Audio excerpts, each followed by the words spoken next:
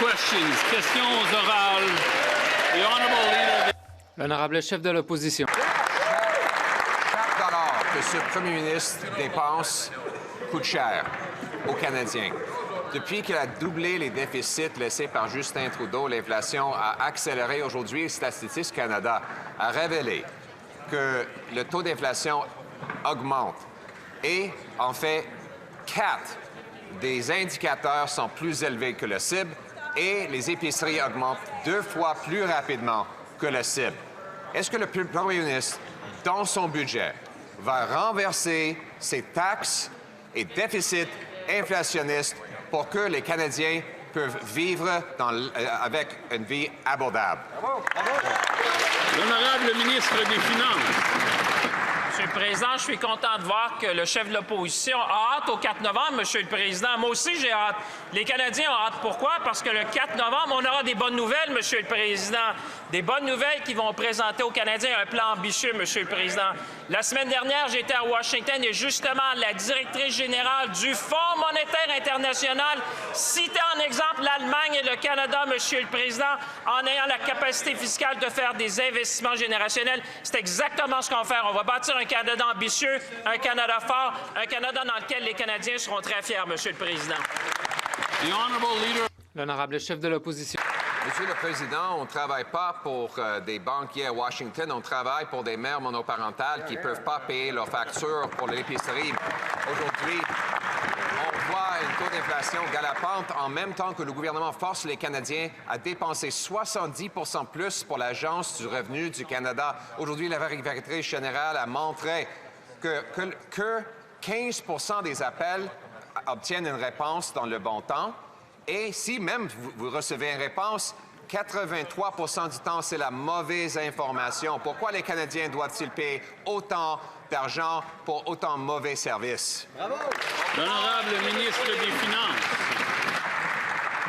Monsieur le Président, j'ai encore des bonnes nouvelles pour le chef de l'opposition. Il devrait être content de voir que du côté du gouvernement, Monsieur le Président, on avait déjà mis des mesures en place. On a présenté un plan de 100 jours justement pour corriger les actions à l'Agence du revenu du Canada, Monsieur le Président, parce que de ce côté-ci de la Chambre, on est conscient qu'on doit faire mieux, qu'on doit informer les Canadiens. Et Monsieur le Président, de ce côté-ci de la Chambre aussi, on fait une chose, on respecte les gens qui travaillent dans le service, Monsieur le Président. On va toujours respecter les gens qui travaillent dans le service public et on va toujours faire mieux pour servir les Canadiens, Monsieur le Président. L'honorable chef de l'opposition. Il admet qu'ils doivent faire mieux, mais parce que ce n'est pas possible de faire pire, Monsieur le Président. La réalité, c'est qu'aujourd'hui, nous avons appris que l'inflation est encore en hausse. Les 4 indicateurs principaux de l'inflation sont au-dessus de la cible de la Banque du Canada. 2 sont au-dessus du seuil acceptable. Les prix alimentaires ont augmenté 2 fois plus rapidement que la cible de la Banque du Canada. Ce n'est pas surprenant qu'il y ait 2 millions de personnes qui fassent la queue dans les banques alimentaires chaque jour. Cette inflation a explosé depuis que ce premier ministre a doublé les déficits. Va-t-il renverser ses décisions inflationnistes dans le prochain budget? L'honorable ministre des Finances. Monsieur le Président, je pense que nous savons tous de ce côté-ci de la Chambre que les questions budgétaires et les questions économiques ne sont pas la tasse de thé du chef de l'opposition. Cependant, le directeur général du Fonds monétaire international a dit la semaine dernière qu'il y a des pays dans le G7 qui sont dans une meilleure posture. L'Allemagne et le Canada font bonne figure. L'Allemagne et le Canada reconnaissent que nous traversons une période difficile et qu'il faut utiliser la marge de manœuvre budgétaire. Dans le cas du Canada, les autorités budgétaires ont agi concrètement. L'honorable chef de l'opposition. Monsieur le Président, ses amis banquiers à Washington pensent peut-être qu'ils ont de la marge de manœuvre budgétaire, mais les mères monomarentales qui n'arrivent plus à payer l'épicerie n'ont pas de marge de manœuvre pour payer l'inflation libérale. Ce gouvernement force ces dernières à dépenser 70 % de plus sur l'Agence de revenu du Canada. Aujourd'hui, la vérificatrice générale a révélé que seulement 15 % des appels reçoivent une réponse en temps opportun, et même si quelqu'un répond au bout de la ligne, il y a 83 % de chances que vous obteniez la mauvaise réponse. Pourquoi force-t-il les Canadiens à payer autant pour un si mauvais service? Mr. Speaker. Monsieur le Président, Nous n'accepterons aucune leçon de la part des conservateurs. Faites-moi confiance là-dessus, Monsieur le Président. À chacune des étapes, les conservateurs se sont battus contre l'assurance dentaire, contre l'alimentation dans les écoles. Ils ont essayé de voter contre l'assurance médicaments. Ils ont voté contre les programmes qui aident les Canadiens et les Canadiennes. Personne de l'autre côté de la Chambre va nous dire quoi faire. Nous allons défendre les Canadiens et rendre le Canada fort. L'honorable chef de l'opposition. Une journée de plus et encore des slogans qui coûtent cher de la part de ce député.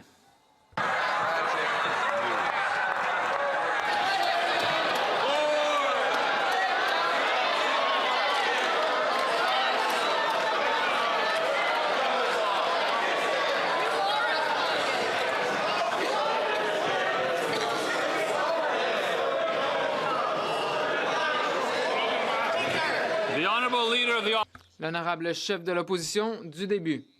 Une journée de plus, encore des slogans coûteux de la part de ce député. Mais aujourd'hui, les Canadiens apprennent que c'est une tragédie de plus qui s'écroule sur eux. Puisqu'il y a 1200 travailleurs à l'usine Anchor Plant qui vont perdre leur emploi après que ce premier ministre leur ait promis de négocier une victoire et qu'ils allaient conserver leur emploi ici au Canada. Ces derniers se joignent aux centaines de travailleurs à Brampton et à Oshawa qui vont perdre leur emploi. Comment le premier ministre peut-il regarder les travailleurs et leur dire qu'il ne les a pas trahis? Monsieur le Président, je vais vous dire comment le premier ministre va gérer le secteur automobile. Il va regarder les travailleurs directement dans les yeux et va leur dire « Nous allons nous battre pour vos emplois ». C'est ce que nous allons faire chaque jour. Nous négocions à Washington, mais il faut également dire que ce matin, j'ai rencontré le PDG canadien de GM, j'ai rencontré le directeur du syndicat d'Unifor et j'ai également parlé à Doug Ford et Vic Fideli. Et vous savez quoi, Monsieur le Président? Nous sommes en train de mettre en place un groupe de réponse et nous allons défendre ces emplois. L'honorable chef de l'opposition. Elle vient d'annoncer qu'elle a parlé à telle personne et à telle personne, à une autre personne, et la ministre a parlé à une autre personne, et a parlé, et a parlé, et a parlé. Pourtant, rien n'est accompli, Monsieur le Président. Les Canadiens en ont marre des paroles. Ils veulent des emplois. Ce premier ministre s'est adressé aux travailleurs et leur a dit « Nous allons négocier un bon accord, nous allons négocier une victoire, nous allons garder les emplois et les chaînes d'approvisionnement ici au Canada. » Ils ont même donné 15 milliards de dollars à GM pour cette usine. Et aujourd'hui, les travailleurs ne savent plus comment ils vont payer leurs factures. Comment ce gouvernement peut-il expliquer avoir rompu sa promesse ainsi? L'honorable ministre de l'Industrie. Monsieur le Président, nous allons défendre ces emplois, nous allons assurer la réduction de compte des entreprises.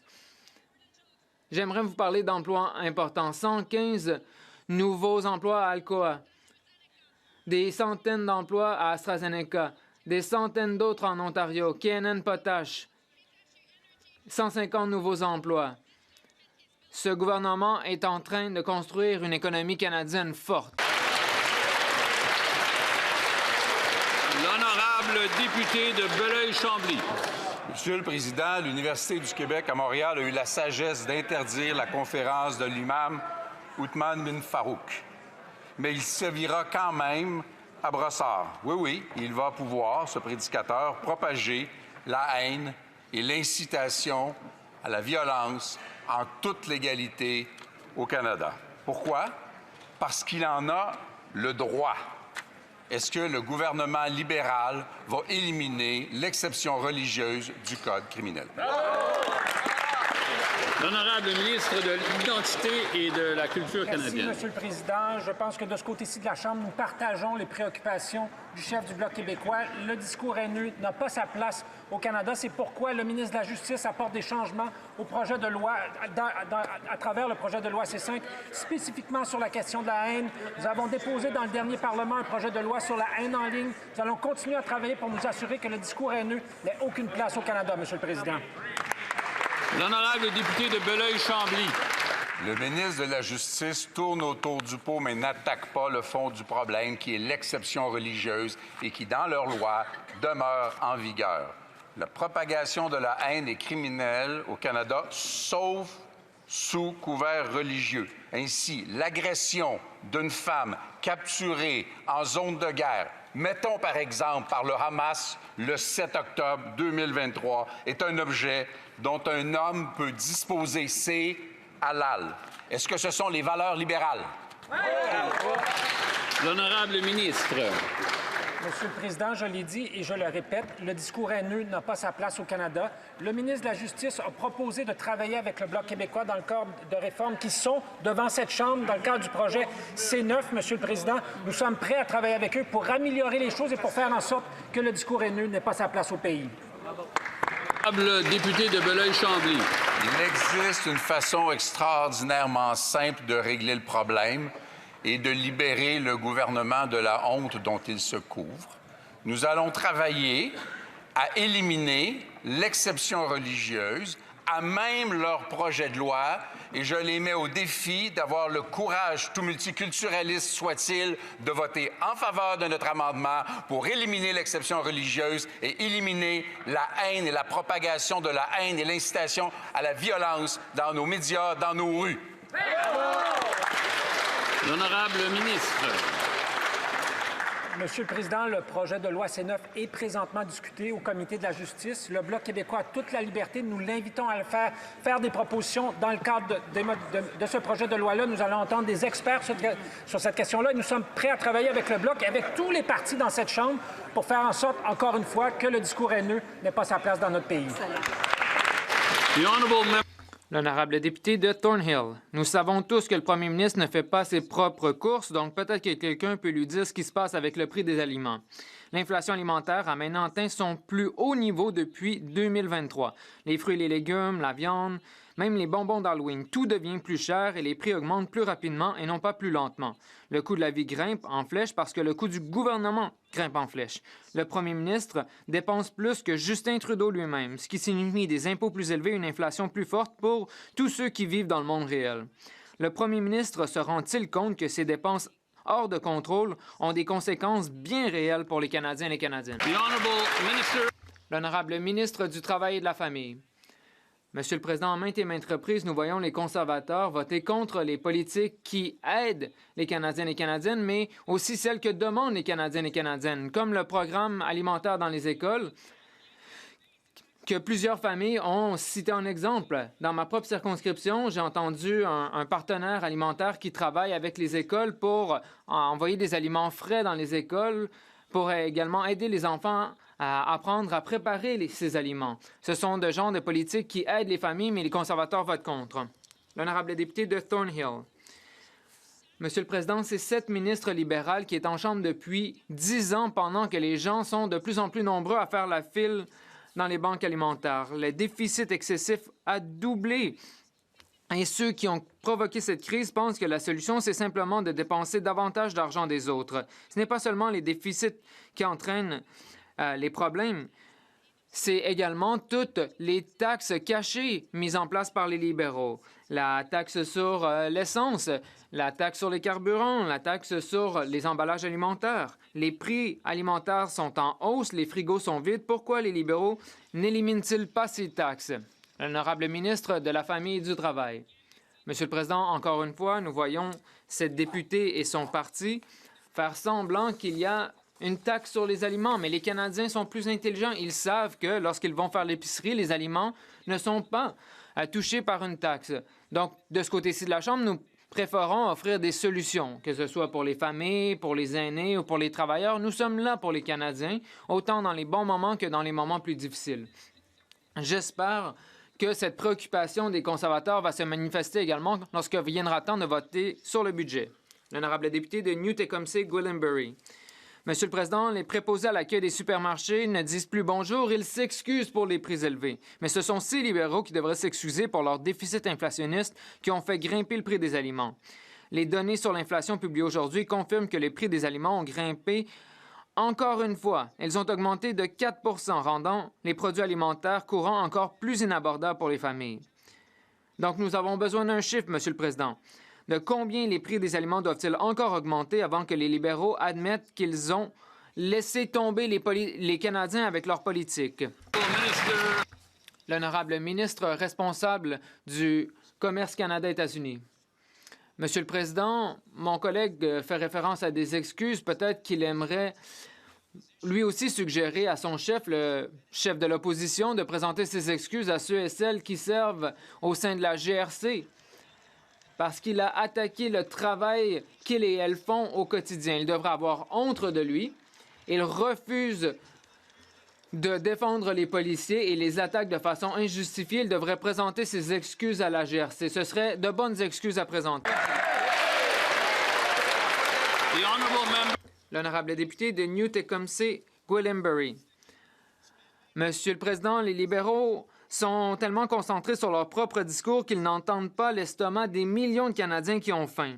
Le premier ministre a dit qu'on devrait le juger selon les prix à l'épicerie. Eh bien, avec le prix des aliments qui augmente de 4 % en raison des déficits inflationnistes de son gouvernement, les Canadiens ont pris leur décision. C'est un homme sans substance qui fait des promesses vides de sens et qui a laissé trop d'estomacs vides. Comment peut-on accepter une telle situation? L'honorable secrétaire d'État pour les enfants et la jeunesse. Merci, Monsieur le Président. De ce côté-ci de la Chambre, nous savons que les familles ont besoin de mesures de soutien et c'est pourquoi nous avons mis en place des mesures de soutien et c'est pourquoi, à maintes et maintes reprises, nous avons défendu le programme d'alimentation dans les écoles à l'échelle du pays, l'assurance dentaire et à chacune de ces mesures, les conservateurs ont voté contre. Ce sont des mesures qui aident les familles, qui aident les Canadiens d'un océan à l'autre. L'honorable député de Long Ridge Mountains. Monsieur le Président, avec ce gouvernement libéral, tout coûte plus cher, surtout les aliments. Les nouvelles données alimentaires démontrent que dans les provinces atlantiques, l'inflation est encore plus forte qu'ailleurs. Et à Terre-Neuve et Labrador, la pression est encore plus forte. Notre province affiche déjà le taux de chômage le plus élevé du pays, mais les familles sont à nouveau frappées de plein fouet à l'épicerie. Le prix du bœuf a augmenté de 14 %, le sucre de 9 %, la viande de 6 %. Les dépenses effrénées des libéraux alimentent l'inflation et chaque dollar qu'ils gaspillent rend la vie plus difficile pour les Canadiens. Quand vont-ils mettre fin à leurs dépenses inconsidérées et rendre la vie plus abordable pour les gens de Terre-Neuve et Labrador? Honorable ministre des Pêches et Océans. Merci, Monsieur le Président. Je suis ravi de pouvoir dire à ma collègue d'en face de Terre-Neuve et Labrador qu'une mère monoparentale dans sa circonscription, qui gagne 15 000 $ par année, peut maintenant avoir accès à 2 500 $ parce qu'elle recevra automatiquement des prestations pour elle et ses enfants. C'est une bonne nouvelle et ce n'est pas un slogan.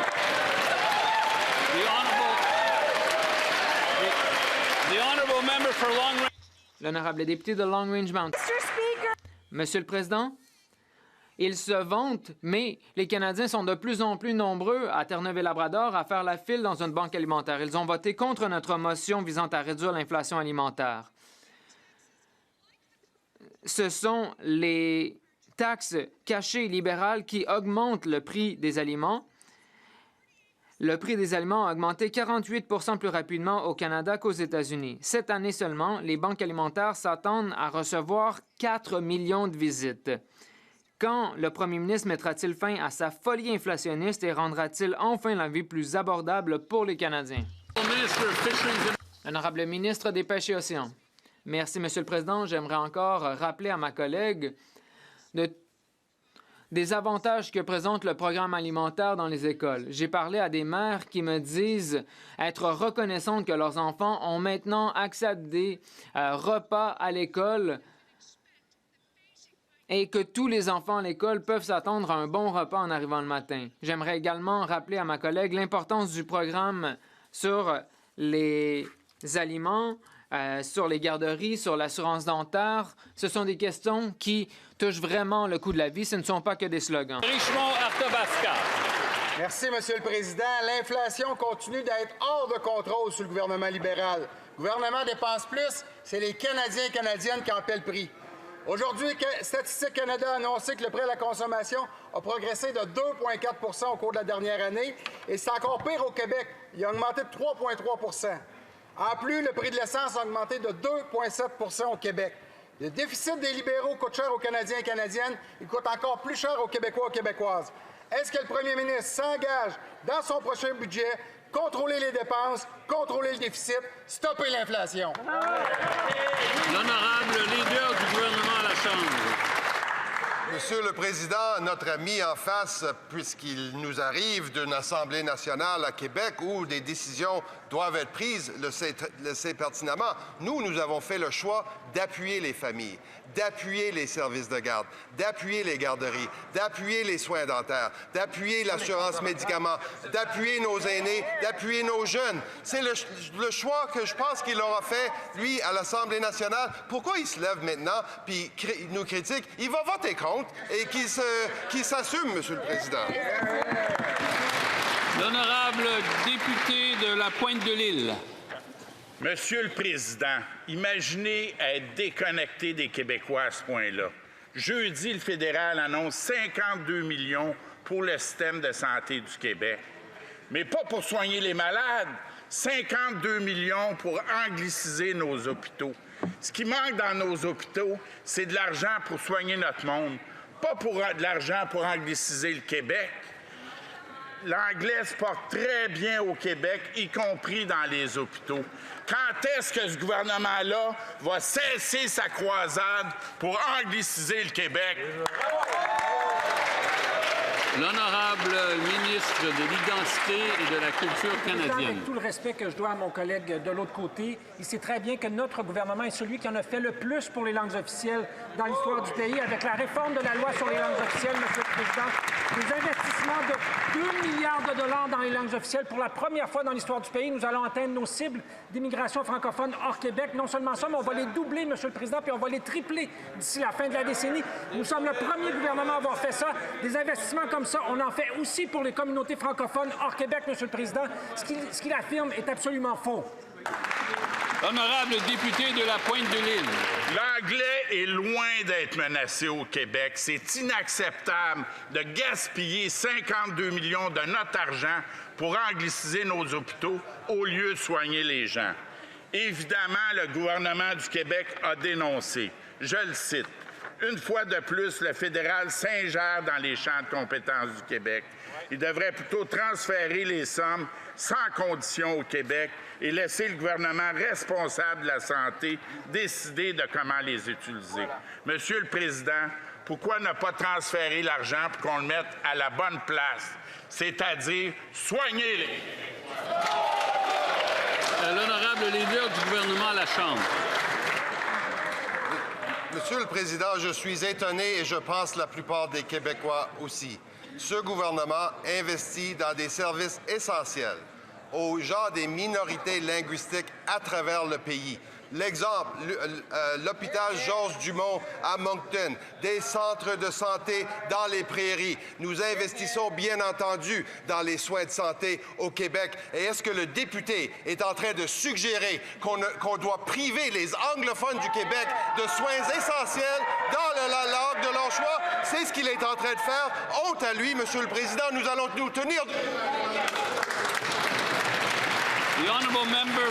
L'honorable député de Calgary-Est. Le bilan économique de ce premier ministre est encore pire que celui de Justin Trudeau. En doublant le déficit, il rend tout plus cher, en particulier les aliments. Les chiffres dévastateurs de l'inflation publiés aujourd'hui confirment que les Canadiens croulent sous le poids des déficits libéraux. Les prix alimentaires ont augmenté de 4 %, les loyers de 5 %, l'inflation de base dépasse l'objectif fixé. Ce soi-disant expert budgétaire... Ces chiffres ne tiennent pas la route. Ces libéraux vont-ils mettre fin à leur déficit inflationniste qui font grimper le coût de la vie? L'honorable secrétaire d'État pour les institutions financières. Monsieur le Président, je sais que le député d'en face a de la difficulté avec les faits, mais les voici. 21 mois consécutifs à l'intérieur de la cible d'inflation de la Banque du Canada. Notre économie a créé des emplois au mois de septembre. Nous avons le plus faible taux de dette PIB au sein du G7. Nous avons le plus faible déficit du G7. Notre économie connaît des difficultés, mais elle est forte, elle est en croissance. Notre premier ministre a été élu pour créer l'économie la plus forte du G7. C'est exactement ce qu'il va faire. Merci, Monsieur le Président. L'honorable député de Calgary-Est. Et pourtant, ce premier ministre à l'économie avec la plus forte décroissance du G7. Est-ce qu'ils ont appris quoi que ce soit de Justin Trudeau? Plus ils dépensent, plus la situation s'empire pour les Canadiens. 10 ans de dépenses déficitaires ont conduit à une inflation élevée et la situation ne fait que s'aggraver. Et comme les libéraux le font toujours, ce premier ministre n'a comme seule solution d'augmenter les dépenses publiques. Pourquoi ne comprennent-ils pas que plus ils dépensent, plus le coût de la vie augmente pour les Canadiens? L'honorable secrétaire d'État. Monsieur le Président, encore une fois, regardons les faits. Notre économie n'est pas en décroissance, notre économie est en croissance, elle a augmenté les emplois, l'inflation est à l'intérieur de la cible. Le 4 novembre, nous allons publier notre budget, nous allons dépenser moins, investir davantage dans les projets en capitaux, nous allons investir davantage dans le logement et l'infrastructure, nous allons créer l'économie la plus forte du G7. Nous n'allons pas tirer de leçons de quelqu'un qui n'a jamais travaillé dans le domaine économique. L'honorable député de Hamilton-Est. Pendant la dernière semaine, pendant un événement de Halloween à Stony Creek, tout le monde parlait du coût de la vie. Les nouvelles données indiquent que les 3 indicateurs sur l'inflation sont au-dessus de la cible. L'inflation de base a augmenté, l'inflation alimentaire a augmenté de près de 5 % au cours de la dernière année. Les déficits libéraux sont ce qui font augmenter l'inflation. Plus les libéraux dépensent, plus les Canadiens paient cher à l'épicerie. Les libéraux vont-ils mettre fin à leur déficit inflationniste pour rendre la vie plus abordable pour les Canadiens? L'honorable secrétaire d'État. Merci, Monsieur le Président. Je ne sais pas d'où vient le parti d'en face, mais nous savons où a été le chef de l'opposition pendant la dernière semaine et il a répété des théories de complot dangereuses à propos des forces de l'ordre au Canada. Il devrait présenter des excuses. Pendant qu'il s'attaque à la primauté du droit, le nouveau gouvernement du Canada a passé la dernière semaine à annoncer des nouvelles mesures sur le coût de la vie pour augmenter la primauté du droit, s'attaquer aux crimes, assurer la sécurité des Canadiens, des mesures qui seront inscrites dans le prochain budget. J'encourage les conservateurs à dénoncer leur chef et à forcer ce dernier à présenter ses excuses. Merci, Monsieur le Président. L'honorable député de Kitchener-South-Hespeler.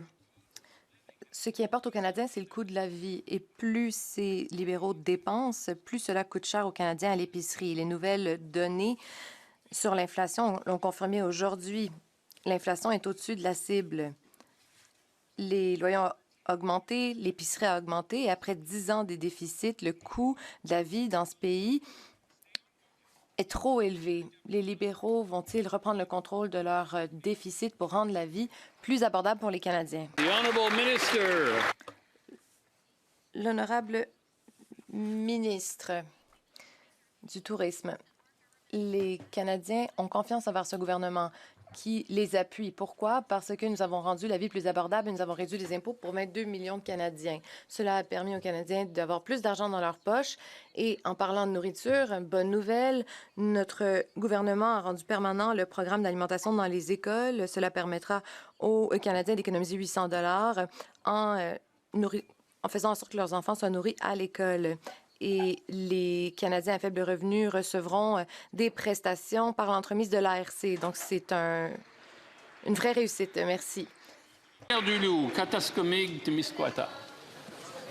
Monsieur le Président, la semaine dernière, à Montmagny, Rivière-du-Loup, Témiscouata sur le lac, j'ai rencontré des familles qui tirent le diable par la queue pour joindre les deux bouts.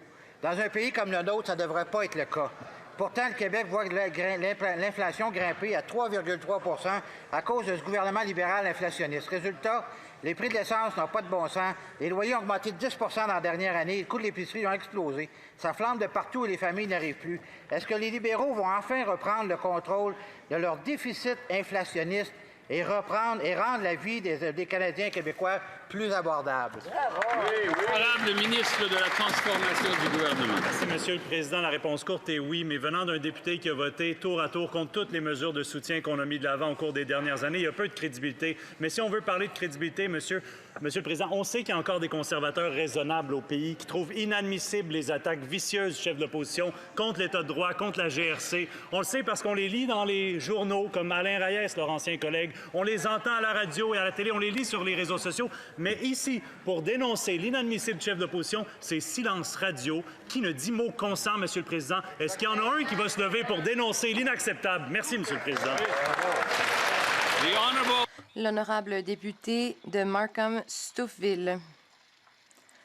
Monsieur le Président, je suis fière de faire partie d'un nouveau gouvernement qui a été le champion de la diversification des échanges commerciaux depuis le premier jour.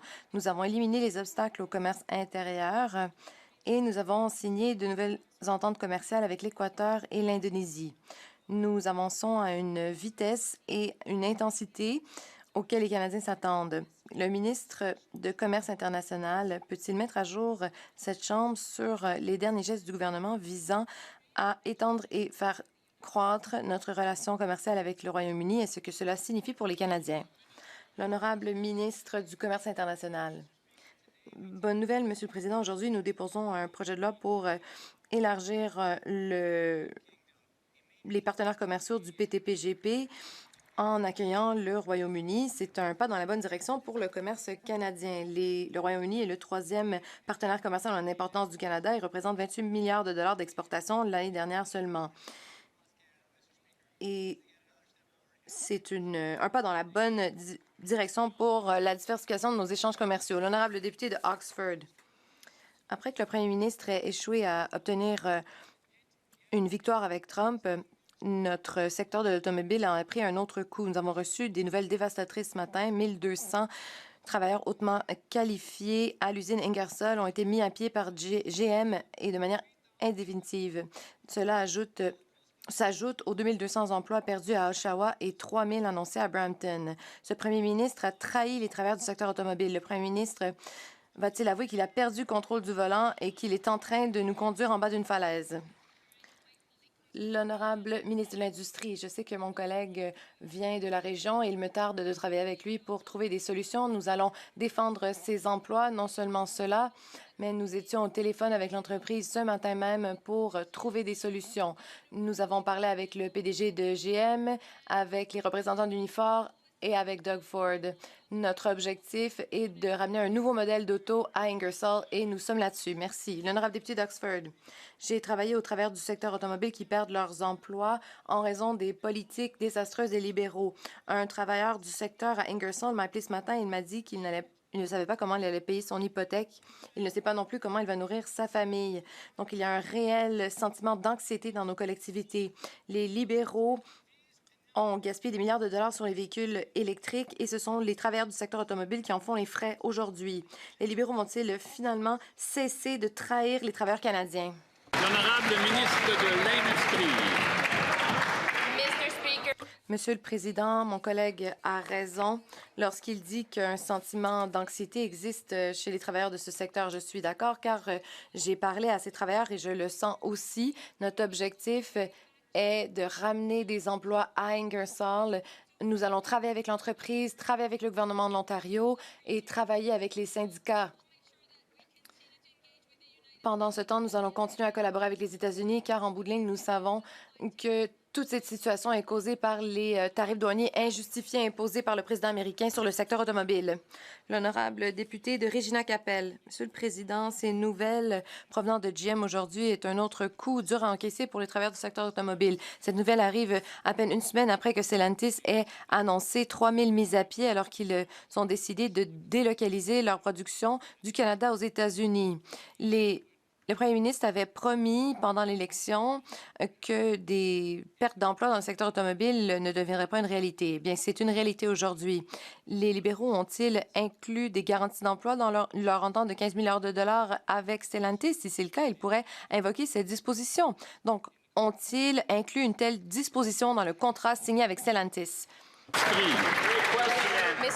Monsieur le Président, je sais que les conservateurs veulent voir les contrats de l'usine Stellantis. Et vous savez quoi? Nous avons accepté. Donc, en comité, l'opposition pourra consulter les contrats et ils constateront que nous avons bien négocié et que Stellantis doit répondre de ses actes. L'honorable député de Regina-Capelle. Cela fait une semaine et la ministre nous a que de donner une performance de théâtre. Elle se vante de qui elle a eu au téléphone et des discussions difficiles qu'elle a eues avec différents intervenants. Mais voici la réalité. Si les libéraux avaient inclus une disposition de protection d'emploi dans le contrat avec Stellantis, ils n'ont qu'à l'invoquer.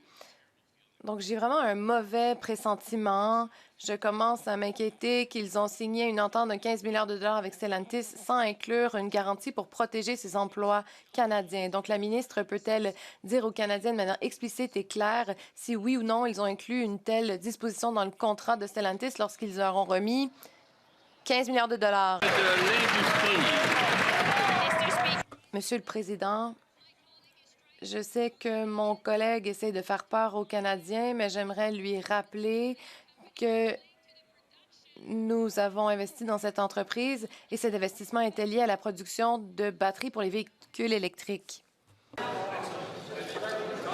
Yeah, start from the top, please. Reprenez du début, s'il vous plaît.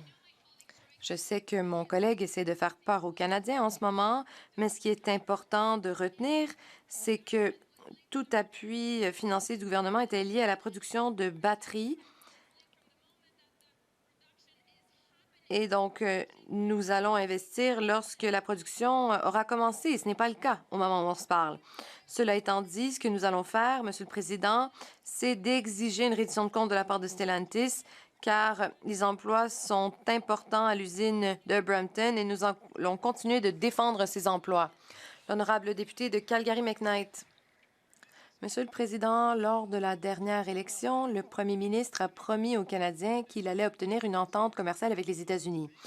Mais depuis son élection, près de 100 000 Canadiens ont perdu leur emploi et 54 milliards de dollars d'investissement ont quitté le pays. La semaine dernière, Stellantis a annoncé son plan de délocaliser son usine de Brampton en Illinois après que le ministre des Finances ait signé une entente leur donnant 10 milliards de dollars d'argent des contribuables. Les travailleurs canadiens du secteur automobile veulent savoir quelles garanties d'emploi sont prévues dans ces contrats. L'honorable ministre responsable du commerce Canada-États-Unis. Monsieur le Président, notre collègue sait très bien que le gouvernement va donc montrer ses contrats aux députés de l'opposition. Donc, il peut fabriquer toutes sortes de théories du complot, mais cela n'en fait pas des théories véridiques. Ce qui est vrai, c'est que notre gouvernement appuie la fière tradition de fabrication automobile ici au pays. Cela fait plus de 100 ans que les travailleurs canadiens bâtissent ces automobiles. Donc, nous allons défendre ces travailleurs, appuyer ces entreprises et tout faire pour obtenir une entente avec les États-Unis qui bénéficiera aux entreprises et aux travailleurs canadiens. Député de Louis Saint-Laurent à Kiawanrak. Monsieur le Président, ça fait longtemps que les Canadiens le savaient, mais voilà que la vérificatrice générale le confirme.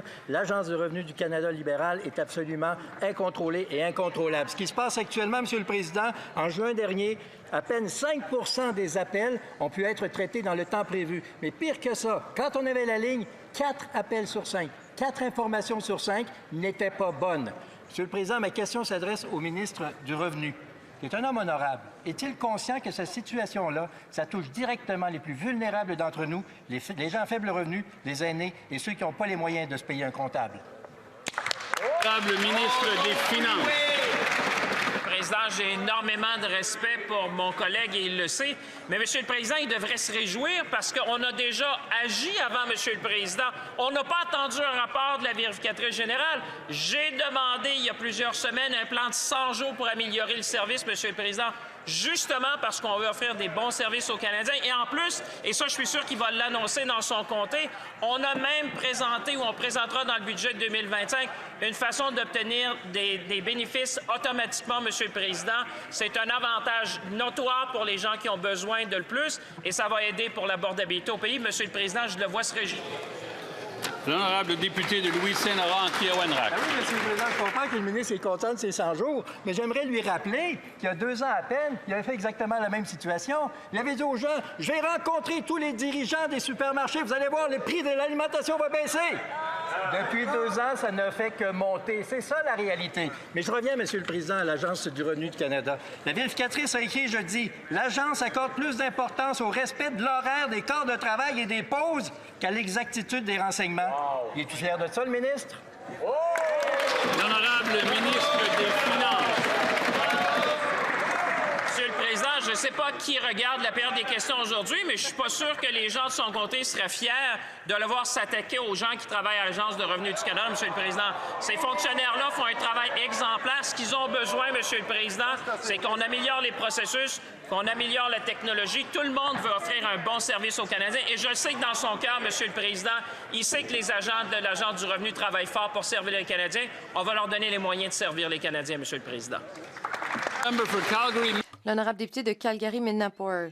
Il existe 3 certitudes dans la vie, la mort, les taxes et le fait qu'on sera mis en attente lorsque l'on appelle l'Agence du revenu du Canada selon le rapport de la vérificatrice générale publié aujourd'hui. Les normes de service de l'ARC ont été atteintes 18 du temps et les temps d'attente ont doublé au cours de la dernière année. Seulement 17 des agents pouvaient fournir des renseignements fiscaux de base. Les plaintes ont augmenté de 145 au cours des 3 dernières années. Le ministre peut-il expliquer pourquoi les Canadiens payent tant pour ces services en recevant si peu en retour? L'honorable secrétaire d'État pour les institutions financières. Merci, Monsieur le Président. Les Canadiens méritent des renseignements fournis par l'ARC en temps opportun. Nous acceptons le rapport de la vérificatrice générale. Nous avons un plan étalé sur 100 jours. Nous avons du travail à faire. Nous travaillons avec les hauts fonctionnaires de l'ARC. Nous allons rectifier le tir pour que les Canadiens aient accès aux services qu'ils méritent. L'honorable député de Calgary-Midnapore. Eh bien, au lieu de se concentrer sur l'emploi des autres, ce député devrait faire son emploi à lui. Cela fait environ 10 ans que les libéraux ont signé un contrat de 50 millions de dollars pour le système d'appel de l'ARC. Le prix a maintenant presque quadruplé à 190 millions de dollars et les coûts d'exploitation ont augmenté de 70 sous les libéraux à l'ARC alors que les contribuables sont mis sur attente. Les libéraux, les initiés du Parti libéral et les fournisseurs s'enrichissent. A-t-on affaire à une autre arnaque Cannes ici? L'honorable secrétaire d'État. Monsieur le Président, je remercie l'ARC pour les services prodigués aux Canadiens, pour toutes les prestations versées. Où seraient les Canadiens sans les prestations de la COVID versées par l'ARC? Nous acceptons le rapport de la vérificatrice générale. Nous allons rectifier le tir. Les normes de service et l'accès vont en s'améliorant. Il nous reste beaucoup de travail et nous allons livrer la marchandise pour les Canadiens. Merci. Monsieur le Président, l'indépendance de la GRC, c'est un principe fondamental de notre démocratie et c'est un principe que tous les dirigeants responsables devraient défendre et non pas miner.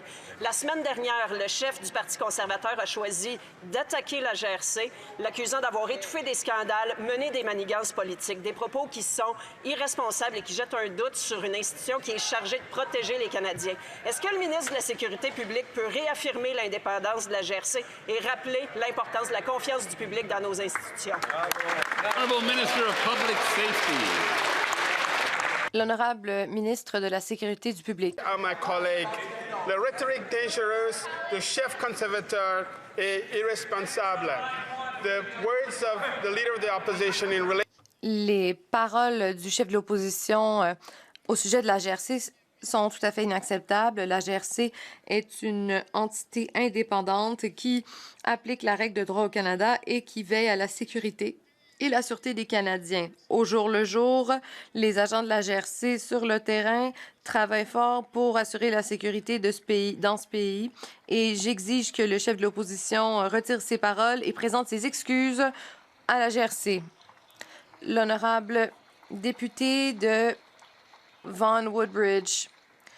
Monsieur le Président, alors que les libéraux continuent d'essayer de détourner l'attention de leur politique irresponsable, nous sommes unis de ce côté-ci de la Chambre, unis contre les déficits libéraux, contre l'incompétence libérale, et nous sommes en faveur des Canadiens. Depuis 10 ans, les libéraux ont promis que leur déficit mènerait à de l'investissement. Eh bien, le Canada a la pire croissance par habitant du G7 et il y a eu une diminution de 10 % dans les investissements pour chaque travailleur. Il s'agit du même gouvernement et des mêmes politiques désastreuses des libéraux. Vont-ils cesser leur politique inflationniste pour que les Canadiens puissent se permettre de vivre? L'honorable ministre, mon ami honorable aimerait que nous cessions de détourner l'attention. Eh bien, lui suggère de dire à son chef de ne plus aller participer à des entrevues sur des balados, de ne pas payer pour son shawarma avec de la crypto-monnaie et de ne pas remettre en question le travail de la GRC et de l'Agence du revenu du Canada. L'honorable député de Richmond Hill Sud. Chaque dollar que ce premier ministre libéral dépend est tiré des poches des Canadiens par l'entremise de déficits inflationnistes et de hausses de taxes. N'oublions pas que pendant 10 ans, les libéraux ont prétendu que leur déficit galopant allait attirer de l'investissement. Le ministre des Finances, lorsqu'il était ministre de l'Industrie, a aidé à doubler la dette nationale en promettant que cela mènera de la croissance. Et compte tenu des Canadiens, la pire croissance par habitant du G7 et les investissements se sont effondrés. Donc, va-t-il veiller à ce que son prochain budget ne contienne pas des dépenses inflationnistes pour que les Canadiens puissent se payer leur vie ou va-t-il persister et signer sur les politiques de Trudeau et refiler le coût de ses échecs aux Canadiens? L'honorable secrétaire d'État des aînés. L'Halloween approche à grands pas, mais la seule chose qui nous fait peur ici, c'est la désinformation propagée par les conservateurs.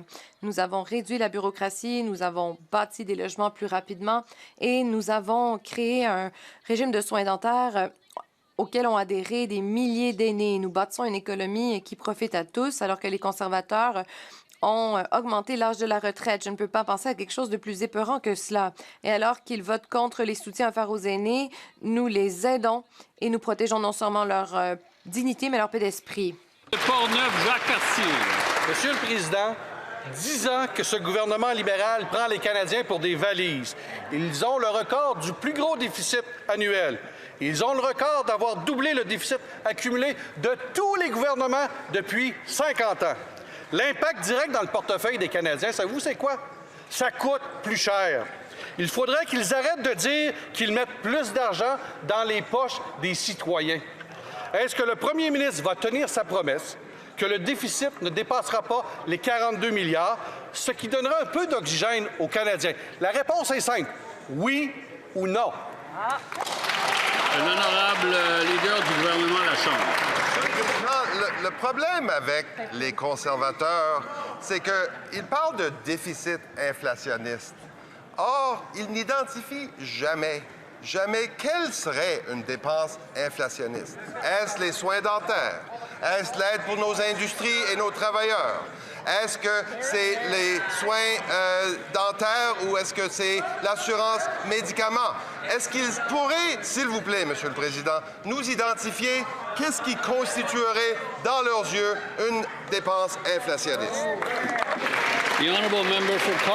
L'honorable député de Cardigan. Monsieur le Président, en 2024, le Centre antifraude du Canada a rapporté que les Canadiens ont perdu des millions de dollars à la fraude.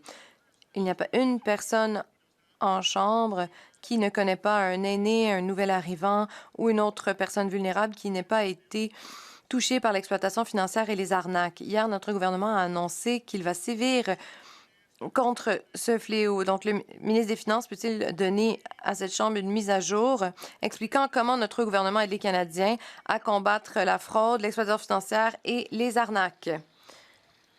L'honorable ministre des Finances. Monsieur le Président, finalement, une bonne question. Mon collègue et moi-même étions fiers d'annoncer hier une mesure très importante pour combattre la fraude et l'exploitation financière. Les conservateurs voudront peut-être nous écouter. Nous voulons améliorer la sécurité financière des Canadiens. Dans le budget 2025, nous allons introduire la première stratégie nationale antifraude du Canada qui permettra aussi la mise en œuvre d'une agence contre les crimes financiers pour que le Canada puisse combattre les crimes financiers. Nous allons aussi introduire un nouveau code de conduite pour la prévention de l'exploitation financière. De ce côté-ci de la Chambre, nous comprenons qu'il faut aider les aînés et aider les gens les plus vulnérables. L'honorable député de Sudbury-Est, Manitoulin-Nickel-Belt. Monsieur le Président, après des années à en parler, les libéraux continuent de rompre leur promesse de démarrer des projets dans le cercle de feu. Des milliers d'emplois et des milliards de dollars sont en jeu. Et pourtant, les libéraux refusent de faire avancer cet important projet. Les libéraux ont ignoré ce projet et ne l'ont pas inclus dans leur liste de priorités nationales, ce qui est une claque au visage des gens du nord de l'Ontario. Les libéraux vont-ils cesser de rompre leurs promesses et démarrer ces projets dès maintenant pour que la région puisse se mettre au travail? L'honorable ministre des Ressources naturelles. Monsieur le Président, le cercle de feu est une immense opportunité pour que le Canada puisse approfondir ses relations avec les Premières Nations. Nous avons mené des consultations approfondies avec les intervenants autochtones et nous travaillons activement avec la province de l'Ontario pour améliorer l'efficacité réglementaire et il nous tarde de conclure le processus d'un projet, un examen avec la province de l'Ontario. L'honorable député de Winnipeg Centre. Monsieur le Président Trump fait pression sur Stellantis pour que l'entreprise délocalise 3 000 emplois du Canada aux États-Unis. Aujourd'hui, GM a annoncé qu'elle fermait une usine à Ingersoll. C'est encore 1 000 emplois de perdus. Et donc, c'est clair, et nous le savons depuis le début, Trump veut détruire l'économie canadienne. Et pourtant, le premier ministre continue de le flatter en disant de lui qu'il est un homme moderne et un leader de première classe. Mais ils volent nos emplois. Quand le premier ministre va-t-il finalement se battre contre cette extorsion économique et protéger les emplois et les travailleurs canadiens? Monsieur le Président, bien entendu, notre gouvernement comprend que les tarifs douaniers injustifiés ont un réel impact ici à la maison et sur l'usine de Stellantis. Bien entendu, je vais travailler avec ma collègue, avec le NPD et avec Unifor pour tenter de renverser la décision de l'entreprise pour que nous puissions exiger des comptes de la part de Stellantis. Nous devons mettre de la pression sur l'entreprise. Travaillons ensemble pour réussir. L'honorable député de Vancouver-Kingsway. Monsieur le Président, les Canadiens de partout au pays souffrent en raison du haut coût de biens de première nécessité et des logements. Les prix à l'épicerie ont explosé et les logements sont inabordables. Et les données de l'inflation démontrent aujourd'hui que le problème s'aggrave. Les loyers ont augmenté de 8 entre autres, et de 9 au Québec. Sous le gouvernement libéral, la vie se complique pour les travailleurs et leurs familles. Quand ce gouvernement va-t-il prendre au sérieux cette crise de l'abordabilité, admettre que leurs politiques sont un échec et agir de manière efficace pour aider les Canadiens? Les finances. Monsieur le Président, je veux remercier l'honorable député d'avoir soulevé la question de l'abordabilité. Nous devons travailler ensemble. Nous pouvons être fiers de ce que nous avons accompli lorsqu'on pense aux soins dentaires, à l'assurance médicaments ou encore au programme national d'alimentation dans les écoles. Ce sont tous des programmes qui aident les Canadiens. Les conservateurs disent que c'est des slogans, mais du côté du gouvernement, nous appelons cela des programmes car ils aident les Canadiens. Nous allons continuer d'être là pour les Canadiens dans leur moment de besoin.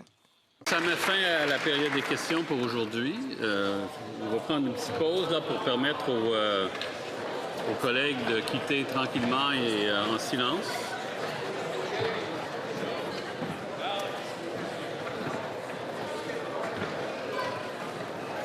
Je désire également informer la Chambre que le volume des oreillettes sera maintenant réinitialisé.